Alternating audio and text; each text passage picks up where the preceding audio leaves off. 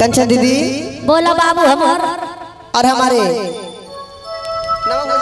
सुमन भैया है ना, सुमन भैया की पत्नी यही सावन के महीना में चर्चा करावा तारी अपना अंगना में अपना घर में दरवाजा पर बबुनी के जन्मदिन के शुभ अवसर है ना, तो सभी मिलकर महादेव को बुलाना है। अपने घर में कैसे महादेव को बुलाते हैं ये कहना है क्या क्या कहना है काजा शर्मा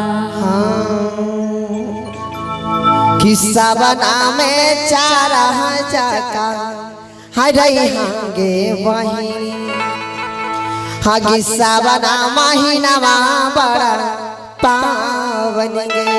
करा ला एक बहना।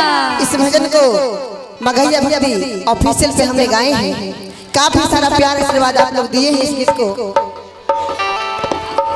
आइए आप लोग वीडियो सुनाते हैं कि नहीं क्या कि सावना में चारा चाका अरे हांगे वही हागे सावना महीना बड़ी पावन गे। क्या बात है हागे बसा चढ़ाला भोला आई थो नया गाना मांगे हागे जागा जैतौ गाना के भाग गे।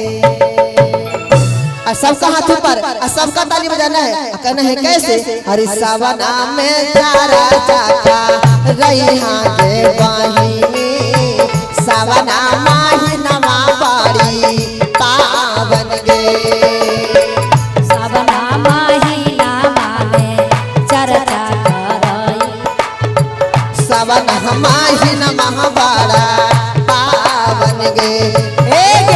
सावना में चाका रही हागे वाहिनी सावना महीना बड़ा पावन गे। बसहा चढ़ाला भोला आई थो नया गाना मांगे बसहा चढ़ाला भोला आई थो भावना मांगे जग जैतो गाना के भाग गे। बसहा चढ़ाला भोला आई थो नया गाना मांगे जग जैतो गाना के भाग गे।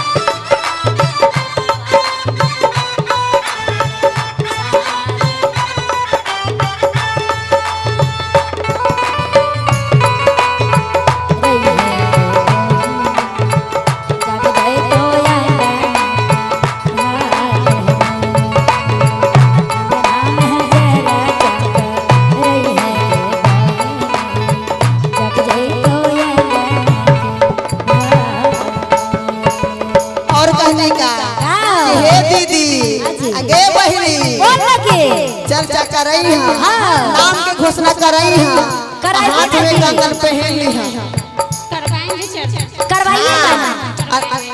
हाथ में कंगन पहन ली है। शिव गुरु बड़ा दयालु हथु हमरा पे दया करथन हां तोरे पे दया करिए सारा अरमान पूरा करिए। कहने का कहलू है घोषणा कर रही है बहिनी पहनी है कंगना मांगे घोषणा कर रही है बहिनी पहनी है कंगना मांगे शिव गुरु पूरा करे तो रया रहमाना मांगे शिव गुरु पूरा करथो तो हरिया रहमाना मांगे। घोषणा कर रहे हैं बहिनी पहनी है कंगना मांगे शिव गुरु पूरा करे तो रया रहमाना मांगे। और का और कैसे नगो सूतर रहया पा नहीं हागे बहिनी तीन गो सूतर रहया पा नहीं हागे बहिनी दया चर्चा नाम न पारा नाम गे। तीन गो सूतर रहया पा नहीं हागे बहिनी गे दया चर्चा ना मन पारा ना मांगे। क्या बात है, ताली बजा के सभी को।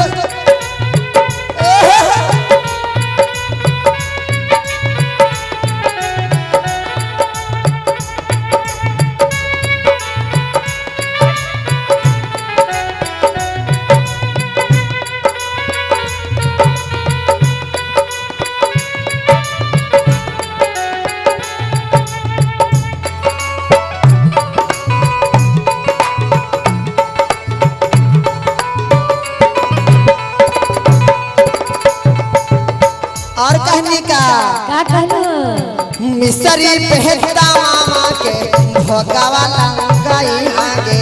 मिसरी बेदा मामा के भगवान आ गई है गे। भंगिया धाथुरवा पहली जनना भुलाई आगे। भंगिया धाथुरवा जनना भुलाई है गे। कहने का आती है दीदी मिसरी बेदाम के भोग लगई है, लेकिन भांग धतुरा उनका बड़ी प्रिय है। भांग धतुरा चढ़ावेला ना भूलिया। कहनी का आजी मिसरी पहता मामा के भोगावा लगाई आगे। मिसरी बेदा मामा के भगवान आ गई है गे। भांगिया धातुरवा पहली जन तू भुलाई आगे। भंगिया धाथुरवा जाने तोहना भुलाई और